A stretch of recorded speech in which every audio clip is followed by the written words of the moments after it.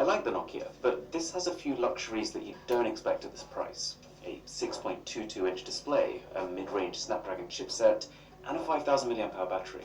One thing I do like about Nokia phones, though, on a bit of a side note, is just that they all get updates. Like, even the cheapest phones are sitting on the latest Android 10. That's pretty cool. On the subject of things that are potentially cheaper than you might have expected, Mi True Wireless Earbuds Basic. I'll put a poll here. These are true wireless earphones. Guess the price.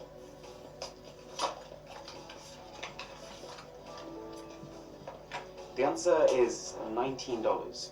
True wireless earphones, $19. So, this is by no means a fair comparison, but here I've got the Galaxy Buds Plus, which are about $120. You will notice a very immediate physical difference. There's no questioning that the Galaxy Buds are a premium experience in comparison. They charge with USB-C compared to the old school micro USB here. They come in a case that feels weighty and sturdy. Xiaomi's feels featherweight in comparison. And the buds just kind of slide out of their case when you want to use them. I found that these ones almost need a little bit of a tug. But, the sound quality, wow. I wasn't expecting it. It is rich, it is supremely quality, that feels weighty and sturdy. Xiaomi's feels featherweight in comparison. And the buds just kind of slide out of their case when you want to use them. I found that these ones almost need a little bit of a tug. But, the sound quality, wow. I wasn't expecting it. It is rich, it is supremely bassy, and genuinely fairly detailed too. These are basic earphones externally, but they count where it matters, in my opinion. Now, if you thought I had a Rubik's Cube sitting on my desk this whole time, you'd be wrong. This is a Xiaomi Cube. But yeah, again, I'm pretty sure there's more to it than what it seems. Probably.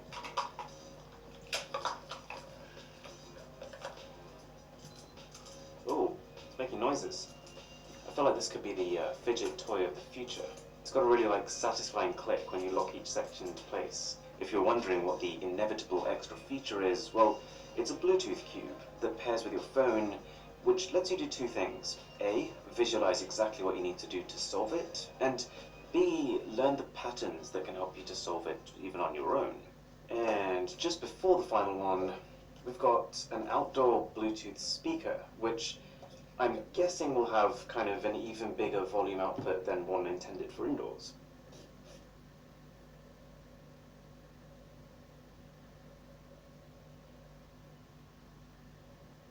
Новый формат онлайн-образования. Учись сейчас, оплати после трудоустройства. Synergy Academy. Получи современную профессию.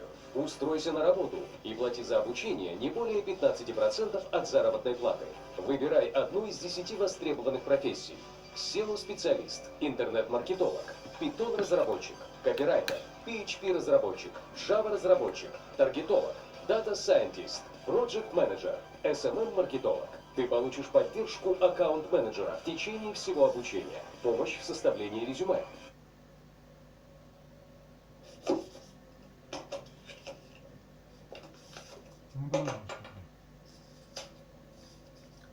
Are you ready?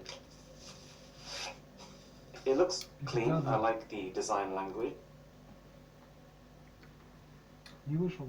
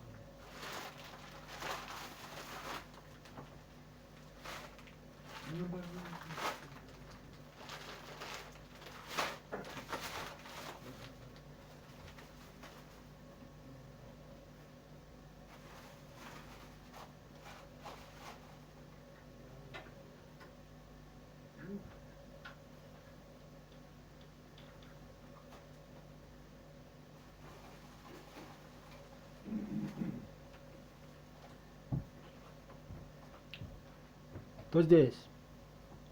Шучу я. Никто здесь, никто.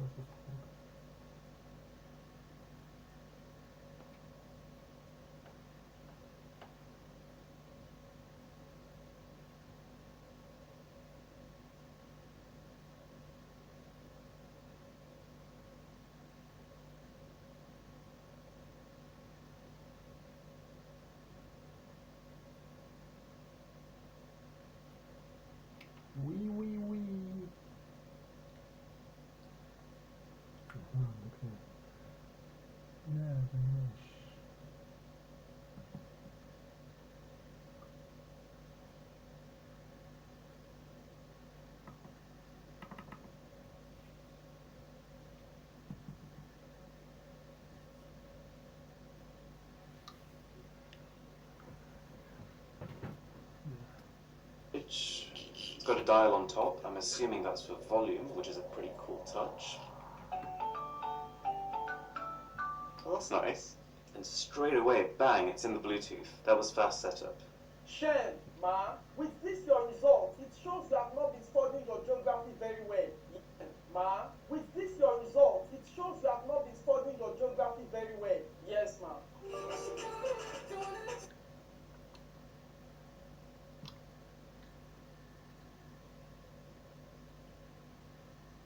Bluetooth. That was fast setup. Shen, Ma, with this your result, it shows you have not been studying your geography very well. Yes, Ma.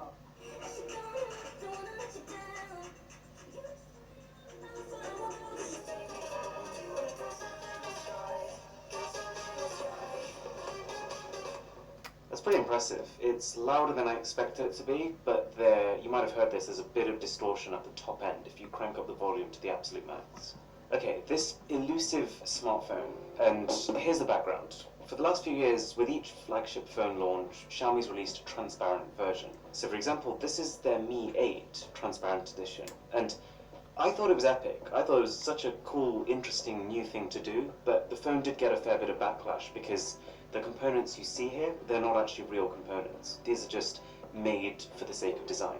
Anyways, following that, they dialed this transparent design up for the Mi 9 release last year. Again, not real components, but you can't say it's not different. But for some reason, maybe it didn't sell well, not sure, Xiaomi didn't continue this trend. For the Mi 10 phones, there was no official transparent version sold, but they still made one. And I mean that in a very literal sense of the word. They made one. So you can't go in store to buy one of these.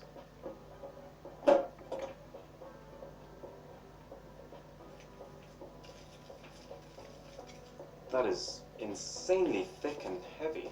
What's going on there? How do I do this?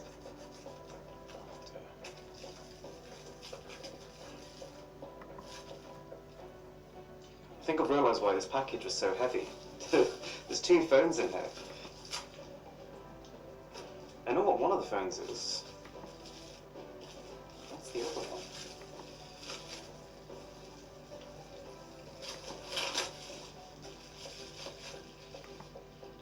Okay, so this is Mi 10 Transparent Edition. I've still not seen it yet. I'm about to have my first look now. Wow. A few moments later. Couple of thoughts actually. So for starters, this is, in a way, it's less flashy than the transparent versions before, which weren't actually transparent. But the flip side of that is what you're actually seeing are the real working components of the phone. So you can see the quad camera setup. There's a 2 megapixel depth sensor, 108 megapixel main camera, 2 megapixel macro, 13 megapixel ultra wide. You can see the NFC tag toward the top, wireless charging coil, SIM card slot right at the bottom, and then the stereo speakers. You can't really see them too well, but they're on the top and the bottom. The specs of this are fairly similar to the Mi 10 Pro, just the Mi 10 Pro has better cameras. But still, the fact that this has the same 108 megapixel camera as the Mi 10 Pro, which is very similar to the 108 megapixel camera on the $1,400 Galaxy S20 Ultra, is cool. I'm getting serious OnePlus 8 vibes from this in terms of the kind of price to performance and the way it looks. As for this last phone, whoa, okay, I know what this is.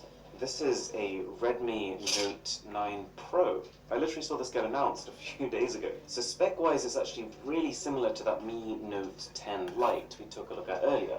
The main difference actually being that this is $299, and you basically sacrifice two things. It's similar to that Mi Note 10 Lite we took a look at earlier.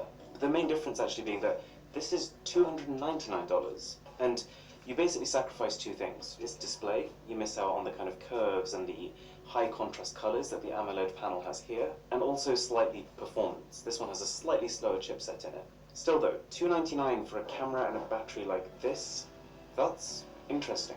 Thanks a lot for watching. If you enjoyed this video, a sub would be incredible. This took an absolute age to put together. And with that being said, my name is Aaron, this is Mr. Who's the Boss, and I'll catch you in the next one.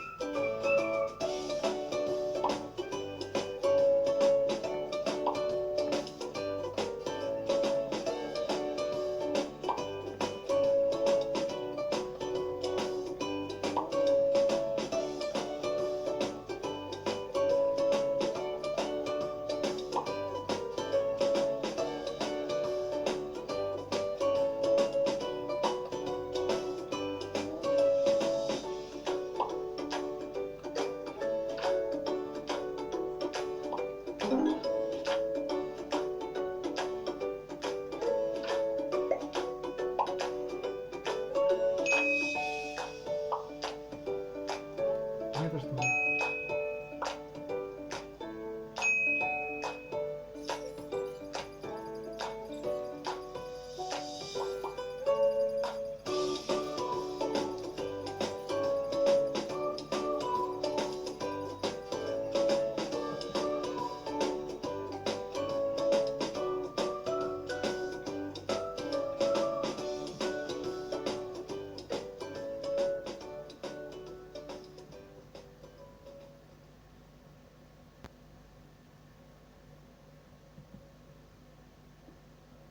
So the trend in 2020 has become, let's have a flagship phone, let's have a pro flagship phone, and then let's have an ultra flagship phone. Essentially to get people who would have previously spent $1,000 to now spend $1,400. We've had one from Huawei, we've had two from Samsung, and now you're looking at Xiaomi's, the Mi 10 Ultra. So this is the retail box, and I usually use the way that a phone is presented as a rough gauge on how much the company cares about it. So in this case it seems quite a lot, which makes sense because this Mi 10 Ultra is also Xiaomi's way of celebrating their 10th anniversary. Yes, Xiaomi is only 10 years old. So the first thing inside the box is just a card with what I believe is simplified Chinese on it. You've got the smartphone. This is clean packaging, a SIM ejector tool, and below that is a hard case. And it's not just plain, it is lightly textured, which is definitely an improvement. There's a headphone jack adapter, a USB-C cable for charging, and the most powerful charger you can possibly get on a commercial smartphone. And here's the Mi 10 Ultra.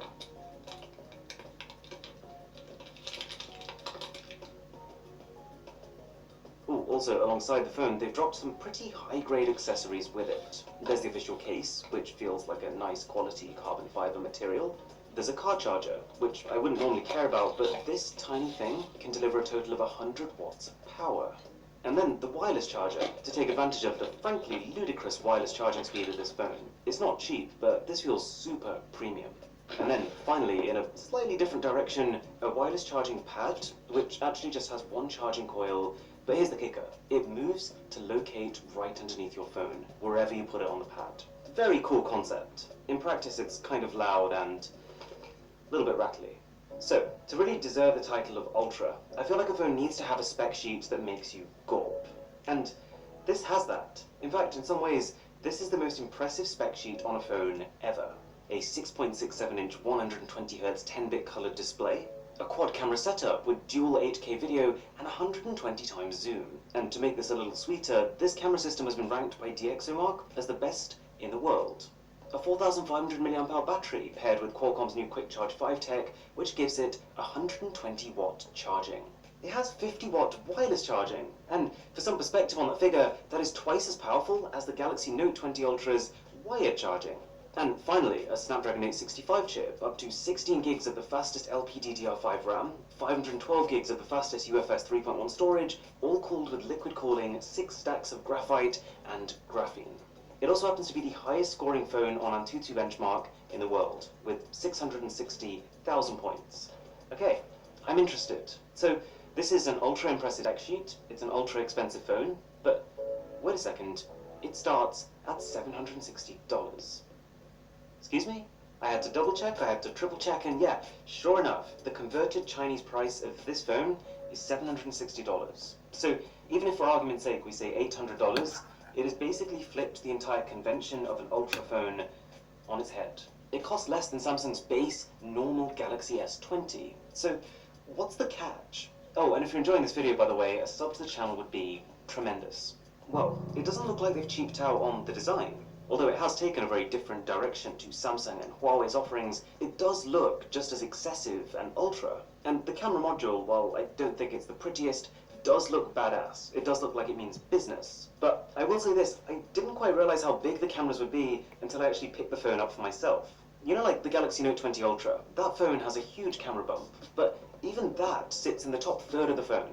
This comes down almost halfway, which means that whatever hand I'm holding it in, fingers touch it a lot, especially if you're gaming. It's kind of a shame because the shape of the phone is super comfortable. It would have really benefited from a matte finish and cameras that perhaps go horizontally across. Although using a case does help quite a lot with both of these issues. And actually, just using this day to day, just trying to find the hidden catch that must be there somewhere, I really struggled. It loads games and apps quicker than I think any Android I've ever used, and I've been using this as my COD mobile machine, because it you can play the game at 60 frames per second on the highest possible settings. The haptics when you're typing are pretty good. Its dual speaker setup is very good. But the one thing that I've been marveling at, which I wasn't expecting to be marveling at, is the software. It's running Xiaomi's MIUI 12, and I think the best way to describe it would be with the word artistic. It's gone down a very different path to Google's stock Pixel software, but I was surprised how much I liked it. I like the new fonts, the organization of the settings menu, and how almost every action you do has a corresponding animation and haptic feedback. You leave an app, you see its icon change. You uninstall something and watch it explode, sending a shockwave through the rest of your apps. They've got these new wallpapers. They call them super wallpapers. And even though they do take up something ridiculous like 90 megabytes a file, they really are quite special. For starters, flicking between your screens, you'll see the background rotate. Okay, but then pop your phone to standby and it'll zoom all the way out of this rocky planet face to show you a global view. And without you even realizing what's happened, in that process it has seamlessly transitioned to its power-saving always-on display. And the whole thing even follows day and night cycles. Plus, I think Xiaomi have been really clever with the fingerprint scanner that sits just under. It's not the fastest, but when you place your finger on it, you feel like a soft vibration that then ramps up in intensity. When you first put your finger on, there's like a gentle whir, and then that slowly builds until it pops when you unlock the phone. In a weird kind of way, it feels like you're powering up your very own supercar. And because of the way they've done it, you don't notice the time taken as much. The main obvious downside is that there's just heaps of bloatware here, but you can remove almost all of it. But anyways, you're probably wondering, this is the highest rated camera in the world. So, how good is it actually?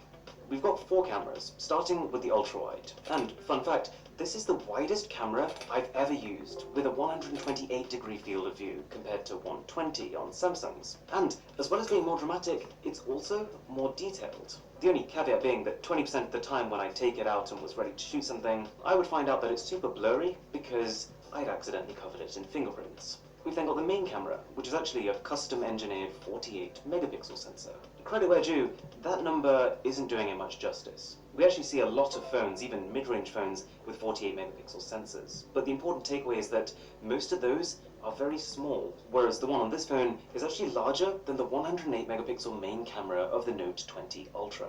It shows. Photos are exceptional. Actually, very reminiscent of the Huawei P40 Pro camera, aka my favorite phone camera of the year so far. The colors are spot on, more natural than Sammy, and the photos are just very detailed with almost zero noise. Oh yeah, and the dynamic range is crazy good, even more noticeable if you drop it side by side with the Galaxy S20 Ultra.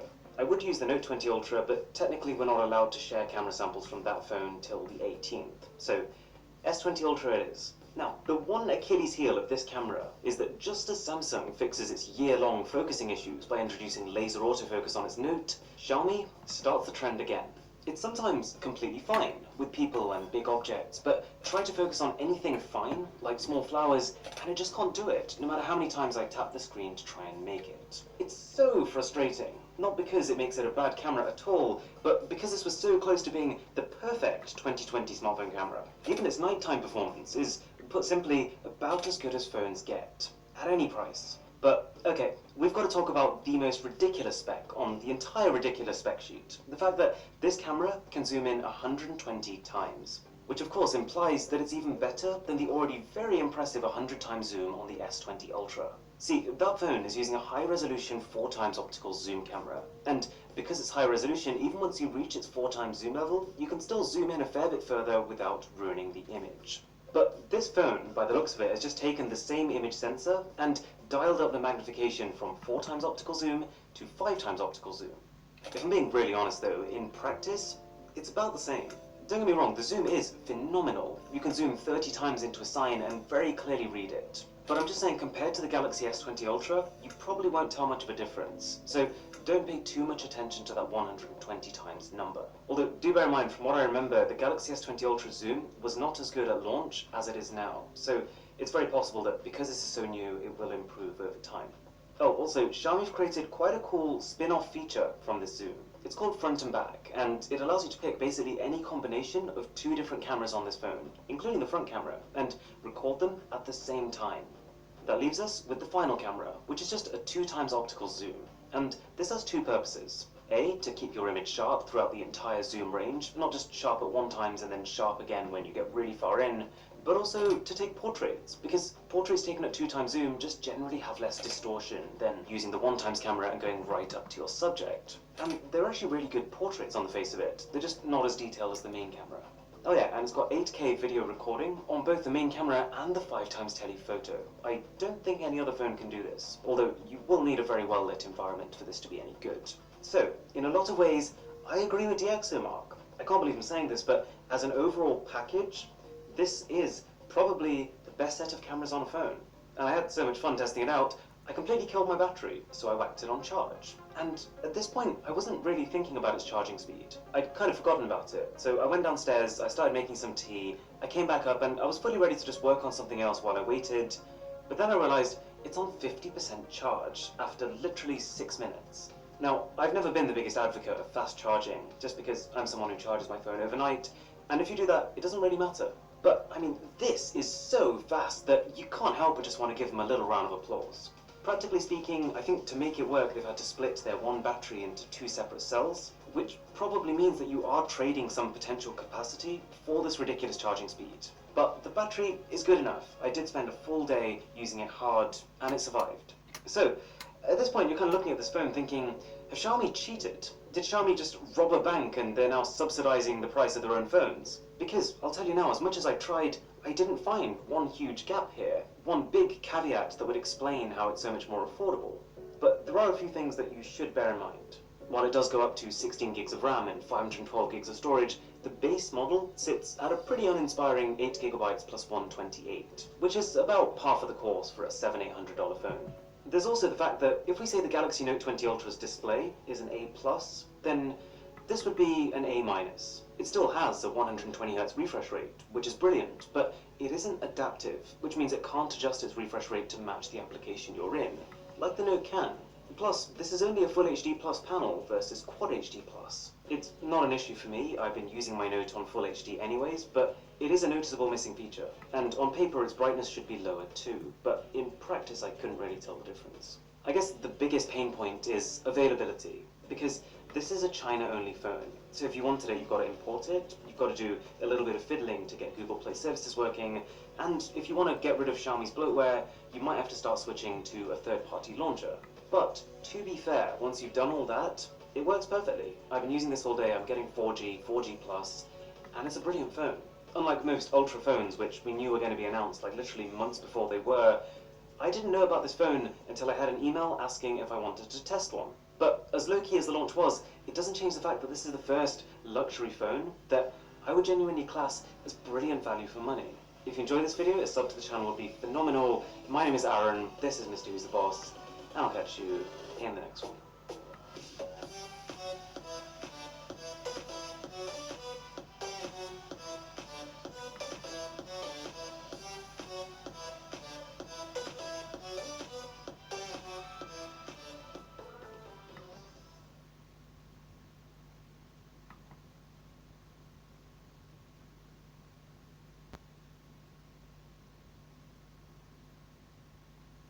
Мы платим налог за машину дважды, когда заправляемся и когда требует налоговая. Справедливая Россия за правду предлагает отменить транспортный налог. 19 сентября приди и выбери справедливую Россию за правду. Почему нам кажется, что мы тратим? Мы копим. Копим эмоции, впечатления, радость от новых встреч. Хорошо, что жизнь не карта памяти и позволяет копить столько, сколько хочется. Накопительный счет до 7,5% годовых в Газпромбанке. Okay, this is Oppo's 2021 flagship smartphone, and so many emotions. It arrived to me in this beautiful presentation box. I've got to say, although you could argue that in the age of supposed eco-consciousness, it didn't really need all of this just for a paper invitation. No, literally, apart from that, it's just 2 stacked empty boxes, and then in the main compartment is just the retail box of the phone. It is a great retail box though. Clearly they've tried to add a little bit of flair, and to be honest, I'm all for it. You get an insert made of surprisingly nice material, inside of which a soft touch matte case. You get a USB-C cable. You actually get a pair of earphones too, which, as far as free in-the-box buds go, I'd give a solid 7 out of 10 to. And a charger, a full-powered 65-watt charger. So, very tough to complain about this. Then we get to the phone. And I remember when I saw it for the first time, my very initial reaction was, wait, what? This is an iPhone 12 Pro Max. This is an Oppo Find X3 Pro. The Oppo's cameras, they're almost a mirror image. Close enough that there is no doubt where the inspiration is from, but different enough that it kind of looks like something's a bit off. It's not quite a square. The spacing between each of these lenses is slightly different. These two are raised, this one is flush, and even though everything else is a circle, they've elongated the flash module. Just generally, this is one of the most polarizing designs I've come across. Because on one hand,